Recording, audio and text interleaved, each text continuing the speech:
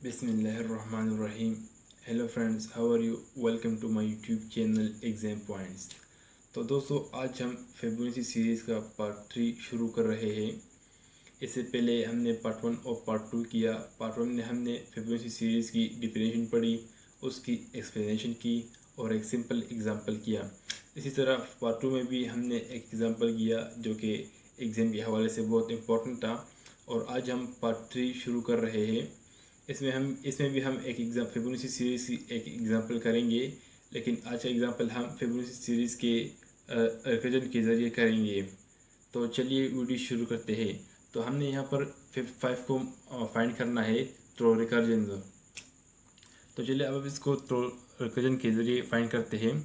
तो जैसे कि फिबोनाची सीरीज़ का फार्मूला है कि अगर n fib of n is equal to 1, अगर फिब ऑफ n 1 के बराबर हो और fib of n is equal to 2, अगर n 2 के बराबर हो तो क्या करो, तो रिटर्न 1।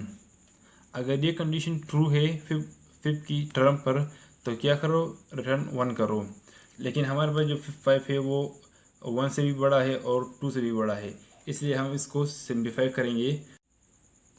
तो चलिए 5 को मालूम करते हैं, फाइंड करते हैं। तो जैसे कि हमारे पास कंडीशन है कि अगर वो n ग्रेटर देन 1 है और n ग्रेटर देन 2 है, then return n minus 1 plus n minus 2। तो 5 ऑब्वियसली 1 से भी ग्रेटर है और 2 से भी ग्रेटर है, तो हम इसको सिंप्लीफाई करेंगे।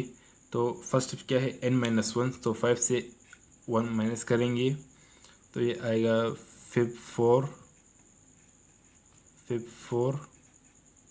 इसी तरह 5 से 2 माइनस करेंगे तो ये आएगा फिब 3। इसी तरह अगेन हम इस स्टेप को चेक करेंगे क्या ये 1 के बराबर है नहीं, क्या ये 2 के बराबर है नहीं। तो अब सेकंड स्टेप को अप्लाई करेंगे फिर। तो फिब 4 से 1 माइनस किया तो क्या आया, फिब 3। इसी तरह फिब 3, इसी तरह फिब 4 से 2 माइनस किया तो क्या आया, फिब 2। इसी तरह हम अगेन फिर से इस कंडीशन को चेक करेंगे, क्या फिब 3 2 के बराबर है नहीं, 1 के बराबर है नहीं, तो सेकंड स्टेप को फॉलो करेंगे। इसी तरह फिब 3 से पहले 1 माइनस किया, फिर fib 3 minus 1 it is equal to 2, and again fib 3 से 2 माइनस किया विच इज़ इक्वल टू 1। ठीक है, इसी तरह हम इसको आगे भी सिंप्लीफाई कर सकते हैं। सो 52 से 1 माइनस किया, सो फिब 1। 52 से 2 माइनस किया तो फिब 0। इस तरह हमने लेफ़्ट साइड तो कर दिया, अब लेफ्ट साइड की तरफ आ जाते हैं। तो यहाँ पर फिब 3 है, तो फिब 3 से हमने 5 से माइनस 2 कर लिया। अब 3 क्योंकि 1 से भी ग्रेटर है और 2 से भी ग्रेटर है, तो हम नेक्स्ट स्टेप को फॉलो करेंगे। तो 3 minus 1 fib, so 3 minus 1 which is equal to fib 2, and 3 minus 2 which is equal to fib 1। तो अब इसको कैलकुलेशन करते हैं। ठीक है, तो यहाँ पर क्या है, 1 प्लस 0। ठीक है, 1 प्लस 0 किसके बराबर है, 1। सो 1 प्लस 0, ये दोनों 1 plus 0 which is equal to 1। तो ये 1 जो है, ये चाइल्ड्स है, इन चाइल्ड ने अपने पेरेंट को 1 रिटर्न किया। ठीक है, इन्होंने अपने पेरेंट को 1 रिटर्न किया, क्योंकि हमारे पास कंडीशन भी है, अगर n 1 के बराबर है या n 2 के बराबर है तो रिटर्न 1 करो। यहाँ पर n 1 के बराबर भी है और n 2 के बराबर भी है, इसलिए हमने इसको 1 रिटर्न किया। ठीक है, इसी तरह हमारे पास जो नेक्स्ट स्टेप है वो है फिब, ये फिब 1 है। ठीक है, तो ये भी n 1 के बराबर है। ठीक है, तो हम इसको भी 1 रिटर्न करेंगे, तो ये भी अपने पेरेंट को 1 रिटर्न करेगा। ठीक है, तो अब ये एक 1 ये हो गया और एक ये हो गया। ठीक है, तो इन दोनों चिल्ड्रन ने अपने पेरेंट को 1 1 रिटर्न किया, तो 53 किसके बराबर हुआ? 2 के। ठीक है, 53 2 के बराबर हुआ।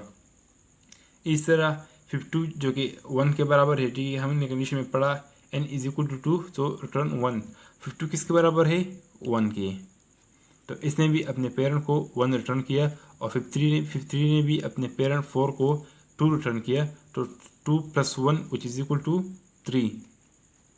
ठीक है, अब आप राइट साइड की तरफ आ जाते हैं। सो यहाँ पर 5 - 2 से क्या है? 3, and 3 - 1 - 2 which is equal to 1, and 3 - 2 sorry 3 - 1 2 आया, और 3 - 2 से फिर 1 आया। तो जैसे कंडीशन है, फिर 1 किसके बराबर है? 1 के।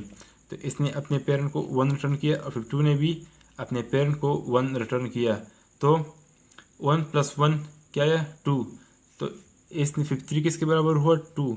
अब ये दोनों चाइल्ड हो गए, और फिर 5 पेरेंट हो गया। ठीक है, तो अब 3 + 2 इन दोनों चिल्ड्रन ने अपने पेरेंट को क्या रिटर्न किया? 5। सो 3 इसने रिटर्न किया, और 2 इसने चाइल्ड ने रिटर्न किया। टोटल कितने हो गए? 5। तो फिर 5 किसके बराबर है? 5 के। तो चलो दोस्तों, देखते हैं कि हमने जो आंसर फाइंड किया है 5, क्या ये ठीक है या नहीं। तो इसके लिए हम वेरिफिकेशन करते हैं।